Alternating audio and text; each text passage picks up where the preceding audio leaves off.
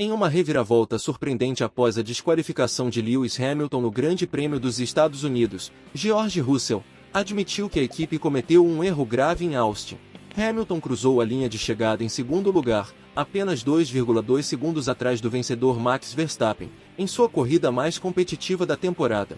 No entanto, horas depois, ele foi desqualificado quando seu W14 falhou em uma inspeção pós-corrida, com o assoalho e o placa inferior encontrados com espessura inferior à exigida. Russell revelou que, após a única sessão de treinos em Austin, todos os cheques padrão foram feitos e a placa inferior parecia estar em perfeitas condições.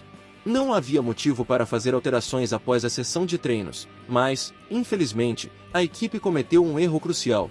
Aparentemente, com apenas uma sessão em Austin, fizemos todas as verificações padrão após o FP1, e a placa inferior parecia absolutamente bem, explicou Russell.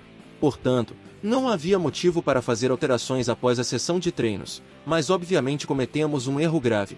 Russell não espera que um erro semelhante aconteça no Grande Prêmio do México deste fim de semana, já que o circuito é muito menos acidentado do que o Circuito das Américas.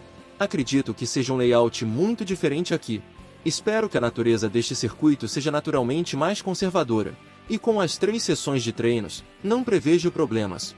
Apesar da desqualificação de Hamilton, a Mercedes estava satisfeita com os ganhos de desempenho de seu novo assoalho, que estreou em Austin.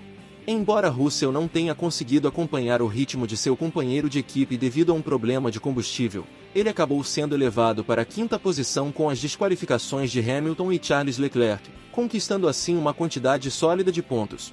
Sim, definitivamente as atualizações estavam funcionando muito bem, e acho que isso ficou claro com o desempenho, comentou Russell. Tivemos algumas limitações do meu lado. Eu não tinha combustível suficiente e tive que gerenciar o combustível por metade da corrida. Isso realmente me colocou em desvantagem, mas na última parte da corrida, simplesmente aceleramos, e o ritmo foi provavelmente o melhor lá fora, o que é muito promissor para o final da temporada. Em meio às controvérsias, Lewis Hamilton reforçou suas afirmações de que muitos outros carros estavam ilegais em Austin. Desqualificado do GP dos Estados Unidos junto com Charles Leclerc por não passar em uma inspeção pós-corrida, Hamilton afirmou ter ouvido de várias fontes que muitos outros carros também estavam ilegais. 4 carros foram escolhidos para a inspeção pós-corrida habitual após o Grande Prêmio de Austin, com 50% deles, o W14 de Hamilton e o SF23 de Leclerc, falhando na parte da placa inferior dos testes. Ambos os carros tiveram suas placas inferiores encontradas com menos de 9 mm, o que levou à desqualificação dos pilotos de acordo com o artigo 3.5.9 do Regulamento Técnico da Fórmula 1. Hamilton questionou por que outros carros não foram testados se metade dos carros escolhidos para a inspeção falharam nos testes, sugerindo que muitos deles também poderiam estar em violação das regulamentações. Eu ouvi de várias fontes diferentes que muitos outros carros também estavam ilegais, afirmou Hamilton. Mas eles não foram testados, então escaparam impunes. Já estou no automobilismo há 16 anos, houve momentos em que houve muitos outros cenários como este, onde algumas pessoas saíram impunes em certas situações, enquanto outras tiveram azar de serem testadas. Então, acredito que talvez seja necessário criar uma estrutura melhor para garantir que seja justo e equitativo para todos. Hamilton negou as acusações de que a Mercedes tentou rodar o carro com uma altura mínima para ganhar downforce e desempenho. Não, acho que primeiro precisamos abordar o ponto de que no ano passado, nosso carro era melhor quando estava baixo, muito baixo, explicou Hamilton. Nosso carro agora funciona melhor com alturas maiores. Não é que estejamos simplesmente empurrando o carro para uma altura muito baixa. Foi apenas uma situação infeliz. Uma falha de 0,05 mm na parte traseira não fará a diferença entre ganhar e perder. Portanto, esse erro não foi a razão pela qual fomos tão rápidos quanto fomos. É por isso que foi tão doloroso para nós. Porque se tivéssemos mudado nossas molas traseiras, por exemplo, talvez tivéssemos tido uma corrida melhor.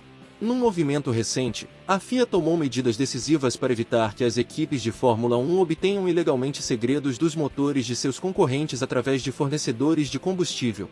Atualmente, as equipes estão trabalhando no design das novas unidades de potência turbo-híbridas que estarão em uso a partir de 2026.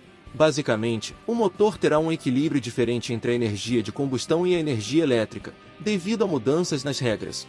A FIA está eliminando um componente chamado MGUH e está buscando um equilíbrio de energia de 50% entre baterias e o motor a combustão. No entanto, enquanto as equipes trabalham nesses novos motores, a FIA fez algumas mudanças nas regras para evitar que as fabricantes de motores obtenham vantagens ilícitas por meio de parceiros de combustível. Uma dessas mudanças é que os fornecedores de combustível não podem mais realizar testes de bancada com um tipo específico de motor, o V6. Isso impedirá que as equipes obtenham conhecimento avançado sobre os motores por meio desses testes. Além disso, houve restrições sobre a transferência de propriedade intelectual dos motores de 2026 através dos fornecedores de combustível e sobre o movimento de funcionários entre empresas. Estas medidas visam garantir que as informações cruciais sobre o design dos motores não sejam compartilhadas indevidamente. Essas mudanças nas regras técnicas também incluem especificações mais claras para alguns aspectos dos motores. Por exemplo, a massa total da unidade de potência, que inclui o motor de combustão interna, agora tem um valor mínimo de 185 kg. Também há limites no número de componentes específicos, como as borboletas ou barris rotativos no sistema de admissão de ar, que podem ser usados. Tudo isso visa garantir um campo de jogo justo para todas as equipes. E você, apaixonado por Fórmula 1? O que acha dessas mudanças? Compartilhe sua opinião nos comentários, pois sua visão é valiosa. Continuaremos a acompanhar esses desenvolvimentos emocionantes no mundo da Fórmula 1.